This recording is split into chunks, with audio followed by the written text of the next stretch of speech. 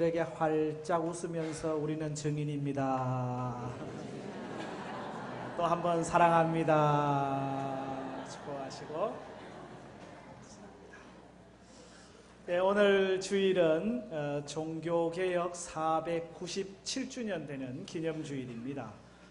3년 뒤면은 종교개혁을 일으킨 지가 500주년이 되는 시간이 그렇게 흘렀어요.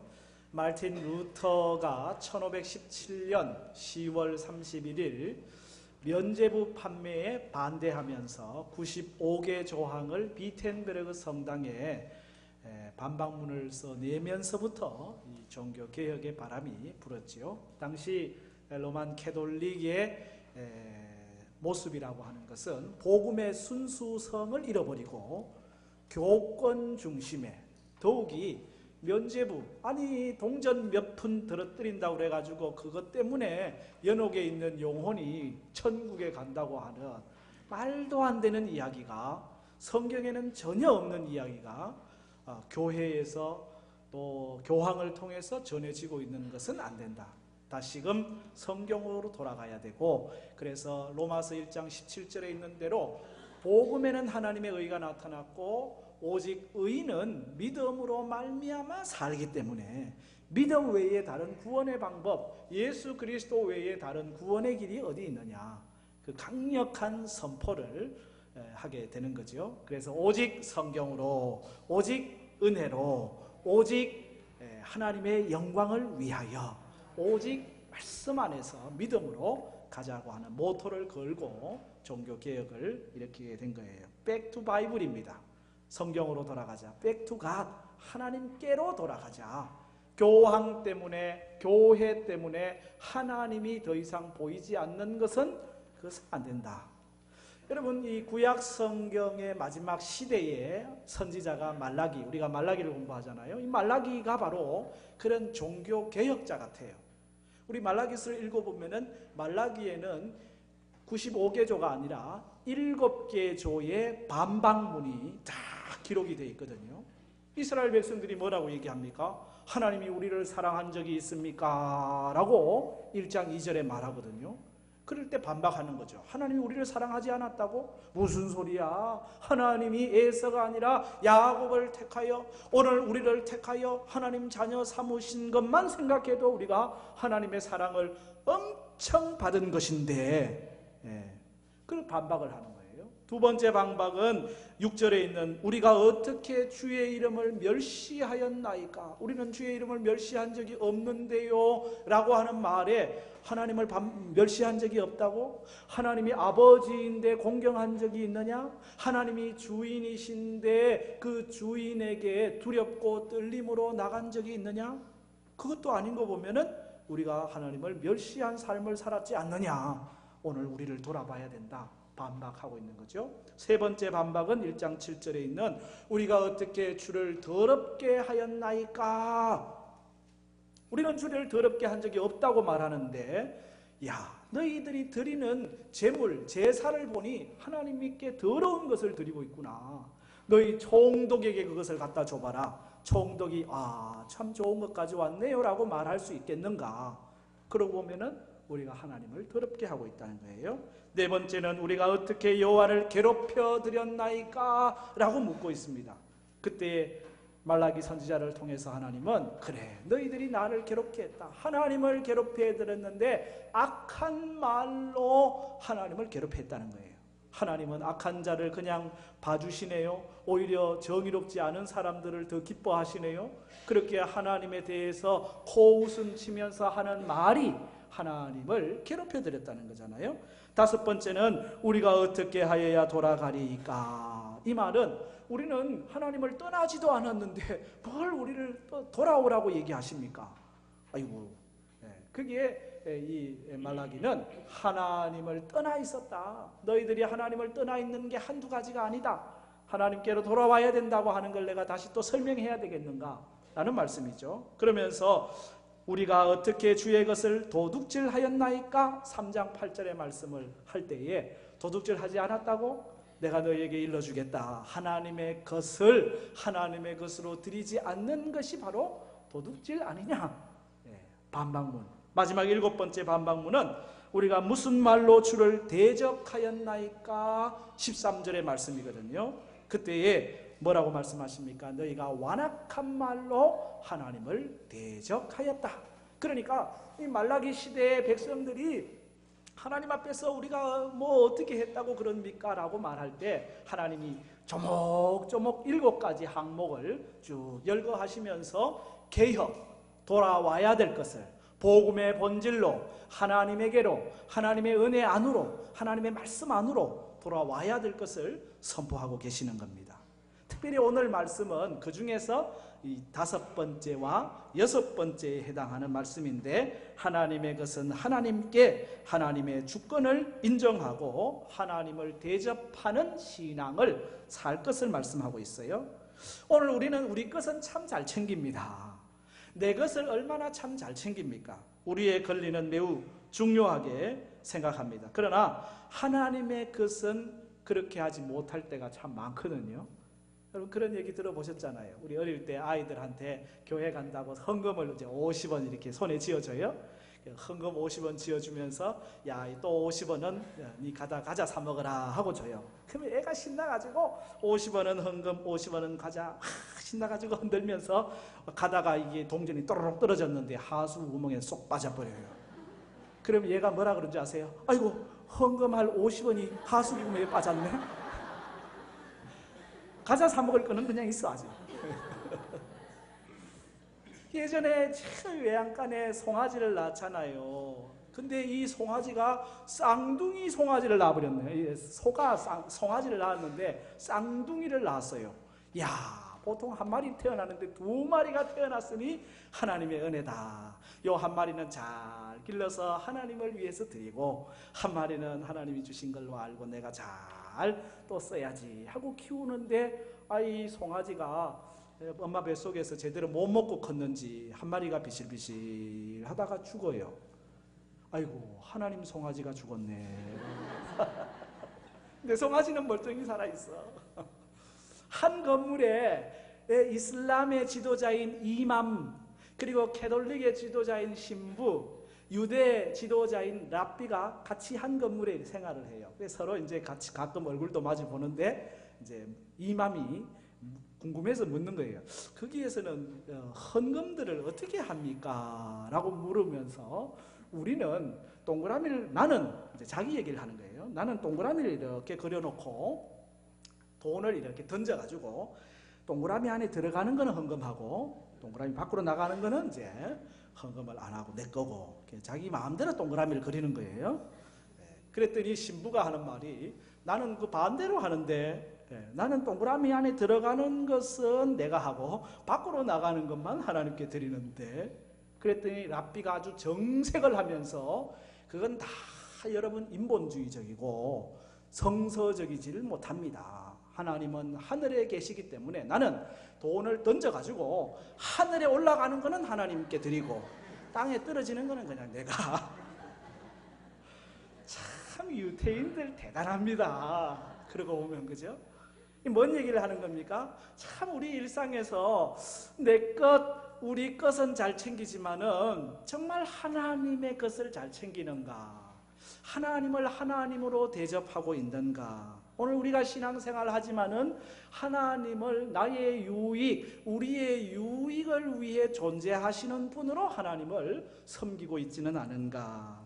여러분, 우리가 신앙생활 안 하는 게 아니에요. 성경도 읽고 기도도 하고 예배도 드리고, 그런데 그 내용이 전부 나에게 초점이 맞춰져 가지고 하나님께가 아니라 나를 위해 예배하고 신앙생활하고 믿음생활하는, 그렇기 때문에 우리의 신앙이 어쩌면 참 불순물로 가득 차 있는 거죠. 지난 시간 공부한 것처럼 마치 하나님께서 은을 연단하는 연단자, 불을 가지고 깨끗하게 은을 이렇게 맑게 해서 거기에서 이 재련사의 얼굴이 확 드러나게 하는 것처럼 하나님의 형상을 우리 안에 드러나게 하기 위해서 이 연단자의 불 앞에 있는 재련사 같은 모습으로 하나님이 우리에게 비춰지기도 하는 겁니다.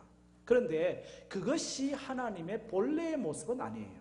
연단하고 재단하고 심판하고 정죄하고 이것은 하나님의 본래 일도 아니라는 사실이에요. 하나님은 오늘 우리에게 말씀하십니다. 우리가 돌아오기를 바라신다는 거예요. 따라합시다. 하나님은 돌아오기를 기다리십니다. 심판하시는 하나님이 아니라 하나님은 어떻게 하든지 돌아오기를 원하시는 거예요. 변함없는 사랑을 가지고 죄는 용서할 수 없지만 죄인은 용서하시는, 끝까지 사랑하시는, 그래서 하나님은 변하지 않으시는 분, 소멸되지 않으시는 분.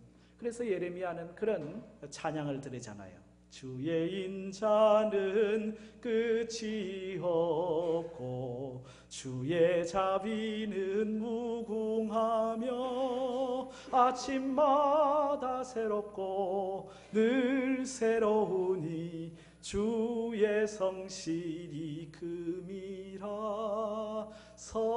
성실하신 주니. 예레미야 애가의 3장의 말씀, 여호와의 인자와 긍휼이 무궁하심으로 우리가 진멸되지 아니함이니이다. 이것들이 아침마다 새로우니 주의 성실하심이 크도소이다. 아멘. 우리 인생은 조삼모사할 때가 많잖아요. 그러나 하나님은 어제나 오늘이나 영원토록 동일하시는, 변하지 않은 하나님이십니다. 오늘 말씀 6절이 그걸 얘기하잖아요. 나 여호와는 뭐하지 않는다? 변하지 아니하나니 그러므로 야곱의 자손들아 너희가 소멸되지 아니하느니라. 변함없는 사랑을 갖고 계신 하나님 때문에 결코 하나님은 우리를 소멸시키지 않으신다는 거예요. 그러면서 우리에게 요청하는 게 7절에 있는 대로 만군의 여호와 일어나라. 너희 조상들의 날로부터 너희가 나의 규례를 떠나 지키지 아니하였도다. 그런즉 뭐하라? 내게로 돌아오라. 그리하면 나도 너희에게로 돌아가리라. 너희들은 나를 떠나 있구나. 나에게로 좀 돌아오지 않을래? 이 야곱의 족속들아. 오늘 말씀을 잘 봐야 돼요. 야곱의 자손들아, 요 6절에 호칭이 그렇게 나와 있어요. 일반적으로는 이스라엘 자손들아 그렇게 말씀하시잖아요. 근데 왜 여기서는 야곱의 자손들아 라고 말씀하고 계실까? 뭐 야곱이나 이스라엘이나 똑같지만은 야곱의 이름이 바뀌어서 이스라엘이 되잖아요. 그런데 바뀌기 전에 야곱의 모습은 꽤가 많잖아요.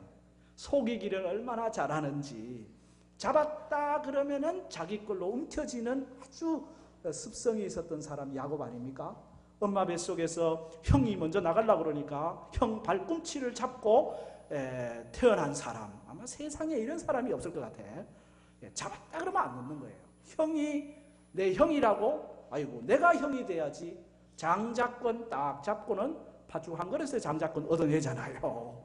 아버지한테 내가 축복을 받아야지 하고는 양틀을 바르든지 염소틀을 바르든지 해가지고 머리 들이밀고 축복을 받고 마는 내는 이게 야곱의 특징이거든요. 라헬이 나는 사랑스러워, 나는 라헬을 오직 사랑할 거야. 14년을 라반의 집에서 일을 합니다. 라반의 가축들 중에서 검고 아롱진 것들은 내 것으로 만들어준다니까 무슨 나무 가지 같은 것들을 이렇게 갖다 놔가지고는 코롱을 만들어는 참 깨가 많고요. 속이기도 잘하고요. 움켜쥐는 것을 잘하는 그게 야곱이거든요. 그런 야곱인데 하나님은 야곱을 축복하고 싶은데 그게 마음에 안 드는 거예요. 그래서 하나님이 하시는 일이 뭔 줄 아세요? 손을 하나씩 펴게 만들어요. 그가 가장 사랑했던 라헬을 제일 먼저 잃어요. 그래서 그의 마음이 얼마나 아픈지, 내 사랑하는 라헬을 잃어버리고 허전한 마음. 두 아들, 이 요셉, 베냐민, 이 요셉에게 얼마나 집중을 하는지 몰라요. 애착을 가졌어요. 형들이 미워할 정도로 결국 요셉을 잃어버리게 되잖아요. 야곱의 마음이 아주 천근만근 되는 거죠. 허전하게 되는 거죠. 또 잃어버려요. 또 손을 놓게 되는 거예요. 마지막 순간에는 베냐민까지 내가 내 자식을 잃으면 잃으리로다. 마지막 순간 그의 손을 다 펼 수밖에 없게 되었을 때 그때 하나님이 야곱을 복 주시는 걸 보게 돼요. 내 것을 움켜쥘 때는 하나님이 펴게 하시고 다 펼 때 거기에 하나님이 복을 주시거든요. 여러분 여기 야곱의 족속아라고 말씀하시는 이유가 뭐냐면 지금 이스라엘이 말라기 시대 이스라엘 백성들의 상황이 마치 야곱의 혈통적으로 야곱의 조속일 뿐만 아니라 기질적으로도 야곱 같다는 거예요. 자기 것만 챙길 줄 알고 자기 이익만 생각할 줄 알지 하나님을 생각하고 하나님의 것을 돌아볼 줄 아는 마음이 없이 살아가고 있는 것에 대한 지적의 말씀이거든요. 그런데도 불구하고 하나님 뭐라고 말씀하십니까? 돌아오라. 돌아오면 내가 너를 맞아주겠다. 하나님은 절대군주처럼 그 죄에 대해서 정죄하시는 하나님이 아니고 마치 둘째 아들 집 나갔다가 다 떨어진 옷에 냄새나는 몸에 그냥 달려왔을 때도 그냥 끌어안고 입 맞추고 그래 아들아 잘 왔다 잘 왔다 사랑한다 내 아들아 그렇게 기뻐하시는 아버지, 그 아버지의 모습이 하나님 모습이거든요. 죽은 아들이 살아서 돌아왔다고 하는 그 감격을 이야기하는, 돌아오기만 하면 되는 거예요. 과거에 너가 어떤 잘못을, 어떤 실수를, 어떤 악을 행했든지 그것은 돌아보지도 아니하시고 변하지 않으신 하나님, 소멸하지 아니하시는 하나님이 내게로 돌아오라 돌아오라 말씀하고 계시는 것입니다. 여러분, 이 모습을 너무 하나님이시니까 당연한 모습으로 생각하면 안 됩니다. 이건 너무 귀한 것이고 너무 감격스러운 거예요. 하나님이 이 사랑을 갖고 계시기에 오늘 우리가 소멸되지 않고 살아있는 거지, 안 그랬으면 진작에 우리는 다 소멸되고 없는 거예요.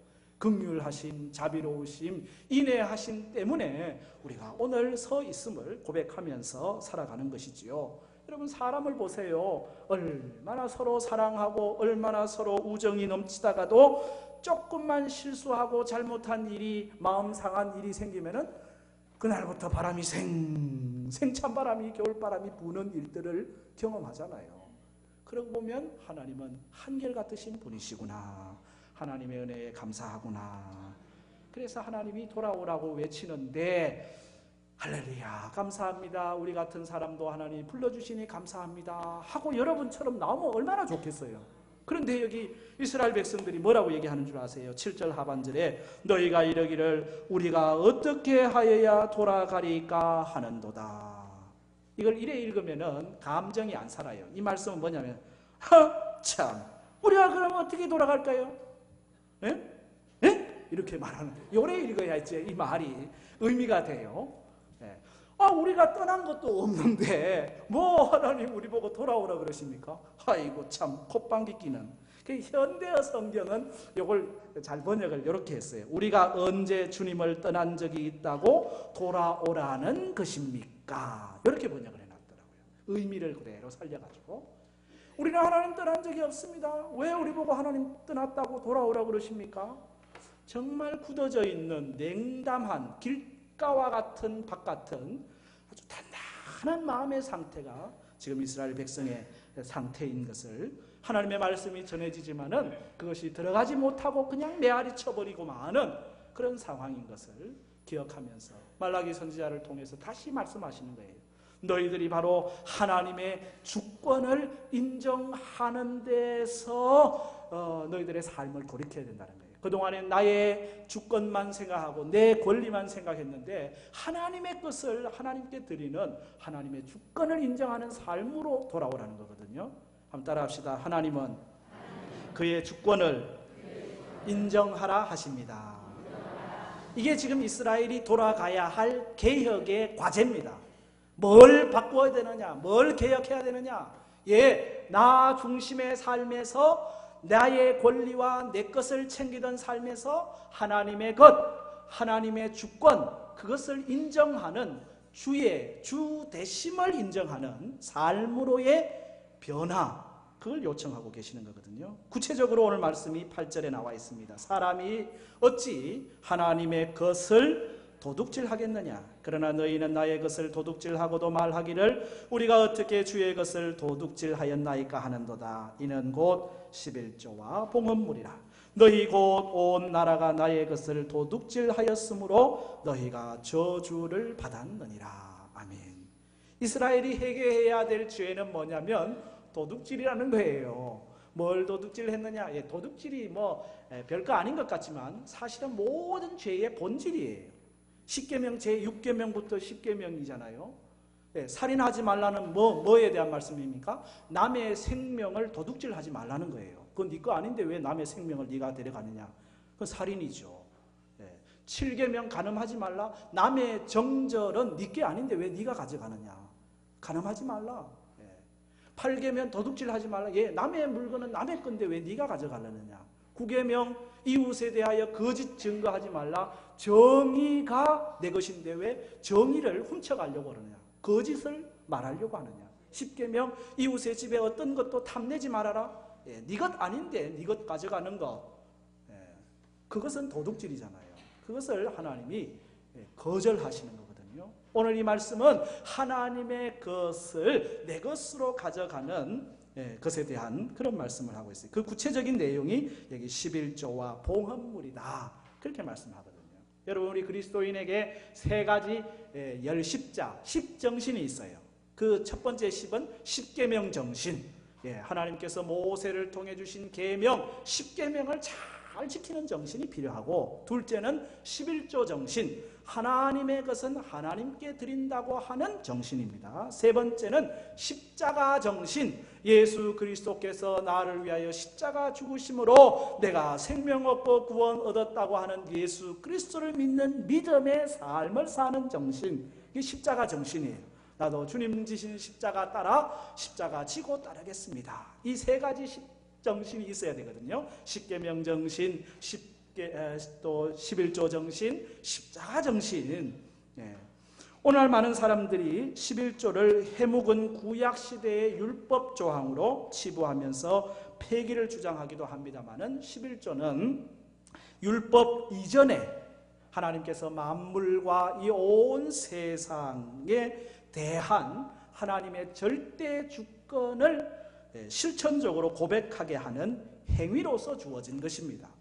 하나님이 온 우주 만물을 만드셨어요. 에덴 동산을 창설하셨어요. 거기에 아담을 두셨어요. 이 에덴 동산 관리하라고 하셨어요. 그러면서 뭐라고 말씀하십니까?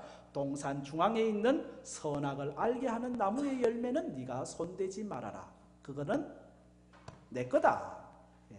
동산에 있는 모든 과일은 임의로 먹되, 모든 게 다 하나님이 주신 거예요. 하나님이 만든 거예요. 하나님 거예요. 근데 아담에게 다 준 겁니다. 너 마음대로 해라. 그런데 하나, 요건 손대지 말아라. 선악을 알게 하는 나무의 열매다. 그 선악을 알게 하는 나무 열매는 하나님의 하나님 되심을 증거하는 겁니다. 다 따먹다가 그 나무를 딱 보는 순간, 그렇지, 하나님께서 먹지 말라고 하셨지. 그 하나님이 누구야? 천지를 창조하신 하나님이야. 그럼 나는 누구야? 나는 피조물이야. 그 선악을 알게 하는 나무는 단순한 나무가 아니고 하나님의 하나님 되심, 인간의 피조물 됨을 깨우치는 메시지가 있는 나무라는 거예요. 이게 바로 하나님의 11조 정신이 있는 거거든요. 창세기의 아브라함이 소돔 전쟁에서 룻과 소돔 사람을 구해내고 돌아오는데 너무 감격스러워요. 야, 이 승리를 주신 분이 하나님, 오늘의 이 은혜를 주신 분이 하나님. 그래 감격스럽게 오다가 멜기세덱을 만납니다. 제사장 멜기세덱을 만나서, 자, 멜기세덱이여, 하나님이 우리에게 은혜를 주셨습니다. 제가 얻은 것의 10분의 1을 드립니다. 누가 하라 그런 거 아닙니다. 자원하는 마음으로 모든 것이 하나님께로부터 왔다고 하는 고백으로 드린 것이 11조의 시작이라는 거예요. 야곱이 에서 형을 피해가지고 도망을 가다가 베델에 누워 잠을 자는데 하늘에 사닥다리가 놓이면서 하나님의 음성이 들립니다. 내가 너와 함께 하겠다. 그 약속의 말씀을 주시니까 두렵고 떨리던 야곱이 얼마나 힘이 되는지, 하나님 감사합니다. 하나님께서 나와 함께 하시고 나와 동행하시고 나를 다시금 이 고향 땅으로 돌아오게 하실진데 내가 가진 모든 것의 10분의 1을 하나님께 드리겠습니다. 왜? 모든 것이 하나님이 내게 주신 것으로 고백하는 믿음으로 드리겠다는 거거든요. 그렇기 때문에 여러분, 이 10의 1이라고 하는 것은 하나님의 은혜를 깨달은 사람들의 고백입니다. 모든 것이 하나님께로부터 왔습니다. 하나님의 은혜입니다. 이 신앙 고백이 바로 11조라는 거거든요. 예수님도 이 구약의 11조를 말씀하셨어요. 마태복음 23장에 화 있을진저 외식하는 서기관들과 바리새인들이여, 너희가 박하와 해향과 근처에 11조를 드리는구나. 11조 드리는 거지. 그런데 율법에 더 중한 바 의와 인과 신은 버렸도다. 그 다음 말씀, 그러나 뭐 해야 돼요? 이것도 행하고 저것도 버리지 말아야 할 것이니라. 아멘. 11조 하는 게 나쁘다는 게 아니에요. 11조 이것도 행해야 돼요. 그러나 11조만 하고 의와 인과 신은 버리면 그것은 더 나쁘다는 거예요. 두 가지를 다 행할 것을 주님이 말씀하셨거든요. 왜 그렇습니까? 이 11조는 하나님의 주권, 하나님의 주 되심을 인정하는 것이기 때문에 그런 거죠. 여러분, 하나님이 뭐 물질이 필요해서 말씀하시는 게 아닙니다. 11조는 물질이 아닙니다. 하나님께서 모든 것을 내게 주셨습니다라고 하는 신앙 고백이 바로 11조라고 하는 거예요. 오늘 여러분 중에는 이제 신앙생활 얼마 시작하지 않으신 분들이 있을 거예요. 아니, 목사님이 또 오늘 11조 헌금 설교를 하시나? 헌금 설교하는 게 아닙니다. 하나님의 주권을 인정하는 삶을 갖도록 하는 설교입니다. 아직 내 안에 모든 것이 하나님께로부터 왔습니다라는 신앙의 고백이 없는 분은 11조 할 수 없어요. 나중에 그런 고백이 여러분 안에 있거들랑 그때부터 11조를 하시면 딱 됩니다. 그러니까 너무 걱정하지 마세요. 혹시 여러분 중에 이미 11조를 하고 계신 분이 있다면, 만약 나는 11조를 드리고 있었지만은 이 모든 것이 하나님께로부터 왔다고 하는 신앙 고백 없이 직분을 받았으니까 할 수 없이 난 한다라고 했다면 오늘부터 안 하셔도 됩니다. 왜? 그것은 물질이지 하나님이 받으시는 신앙 고백이 아니기 때문에 그렇습니다. 하나님은 신앙 고백이 필요한 거지 물질이 필요한 게 아니에요. 모든 것이 하나님께로부터 왔습니다라고 하는 그 고백이 담기지 않은 예물은 그냥 돈이지 예물이 아니죠. 하나님은 뭘 원하시는입니까? 하나님의 것을 하나님의 것으로 인정하는, 하나님의 주권을 그대로 인정하는 그 신앙을 오늘 우리에게 요청하고 계신 겁니다. 말라기 시대 사람들이 예물을 안 드린 게 아니라니까요. 11조 안 드린 게 아니라니까요. 드리는데 온전한 11조가 아니에요. 온전하지 않다는 건 뭐예요? 신앙 고백이 없는 11조라는 얘기예요. 하나님에게 대한 감사가 없습니다. 은혜에 대한 감격이 없습니다. 그런 11조는 형식이지 의미가 없다고 하는. 그래서 오늘 우리에게 하나님은 바로 그걸 요구하는 거예요. 하나님의 것을 하나님의 것으로, 지금까지 내 삶을 내 생각과 내 뜻대로 주관해 왔다면 이제부터는 내 생각, 내 삶을 하나님의 뜻에 맞춰 가지고 하는 것, 그것이 주를 주 되게 하는 성도의 삶이 되는 것입니다. 예수님께 바리새인이 찾아와서 묻습니다. 가이사에게 세금을 바치는 게 옳습니까? 옳지 않습니까? 이거 참 애매한 질문입니다. 마치 우리가 일제시대에 있을 때 일본 정부에다가 세금을 내는 게 옳습니까? 안 옳습니까? 이렇게 질문하는 거예요. 내라 그러면 일본의 앞잡이라 그러고, 내지 말라 그러면 일본 그 천황의 명령을 거역한다 그러고, 요래 걸려도 저래 걸려도 걸리는 그런 질문인데 예수님이 참 지혜롭게 대답하시죠. 가이사의 것은 가이사에게, 하나님의 것은 하나님에게. 이거 내라는 겁니까? 내지 말라는 겁니까? 애매한 말씀인데 그 말씀을 깊이 들어가 보면 가이사의 것이 세상에 어디 존재하느냐, 모든 게 다 하나님의 것이지, 하나님의 주권에 대한 말씀을 하고 있는 겁니다. 내 생명도 내 시간도 내 소유도 내 지식도 우리 부모도 우리 자식도 우리 조국도 세계 우주도 다 하나님의 것이고, 우리가 살아있는 동안 잠시 빌려 쓰는 거예요. 청지기로 살다가 주님 부르시면 다 놓고 가는 것이 오늘 우리의 삶의 내용인 것이지, 그것을 오늘 우리의 것인 양 착각하고 하나님을 속일 수 있는 것 같지만은 결국은 그것이 자신을 속이는 일이 된다는 거죠. 제단의 고기를 훔친 독수리는 그 훔친 고기에 붙어있는 타는 숯 때문에 자기 둥우리를 태우고 마는 겁니다. 다시 말씀드립니다. 11조는 물질을 얘기하는 게 아니라 내 삶의 모든 것이 주께로부터 왔음에 대한 신앙 고백입니다. 11조를 드릴 때는 언제나 그 마음을 가지고 드려야 그것이 온전한 11조예요. 하나님의 주권을 인정하는 사람에게는 하나님이 하늘문을 여시고 복을 내리십니다. 그 복의 내용이 얼마나 많은지 10절 말씀 같이 한번 읽어볼래요? 시작. 만군의 여호와가 이르노라, 너희의 온전한 11조를 창고에 들여 나의 집에 양식이 있게 하고 그곳으로 나를 시험하여 내가 하늘 문을 열고 너희에게 복을 쌓을 곳이 없도록 부지 아니하나 보라. 아멘. 하늘 문을 열고, 아멘도 안 하시네. 하늘 문을 열고, 와, 참, 뭐 세상에 조그마한 창고문 열어도 먹을 게 가득한데 하나님이 하늘 문을 열고 그리고 복을 주시는데 쌓을 곳이 없도록 주시겠다. 이 복은 영적인 복을 얘기하는 겁니다. 믿음의 복을 얘기하는 겁니다. 감사의 복을 얘기하는 겁니다. 평안의 복을 얘기하는 거예요. 쌓을 곳이 엄청 많아도 평안하지 않으면 그 쌓아놓은 게 무슨 의미가 있겠어요? 아무것도 없어도 마음에 참 평화가 있으면 그게 행복이지. 하늘 문을 여시고 하나님이 복을 쌓을 곳이 없도록 내려주신다. 영적인 놀라운 복이에요. 거기에서 그치지 않죠. 그 다음 또 이어지는 말씀 11절에는 뭐라고 하고 있습니까?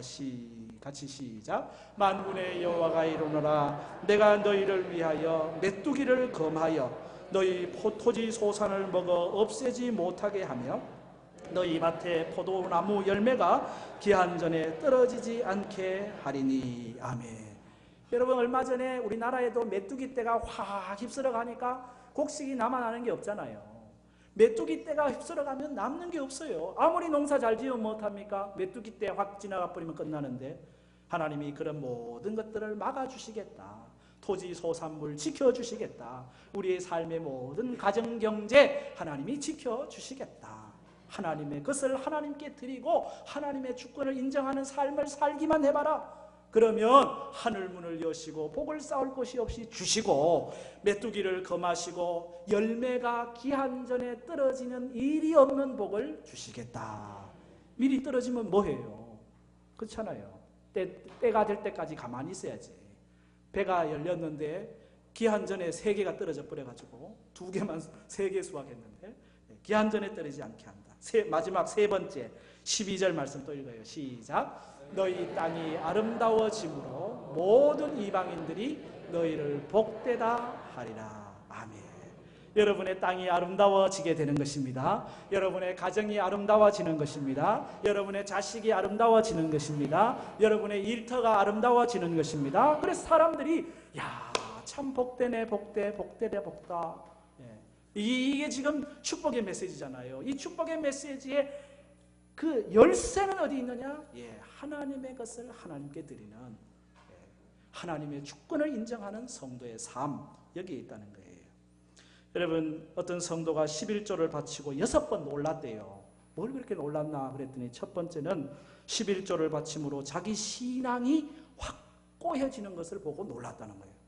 11조 바치기 전에는 좀 엉성했는데 11조 바치면서 내 신앙이 이제 하나님 중심이 돼가는구나 깜짝 놀랐어요. 두 번째는 11조를 바치고도 나머지 것으로도 넉넉하게 살아가는 걸 보고 놀랐대요. 희한하네. 나는 안 될 줄 알았는데 살아가네. 놀랐다는 거죠.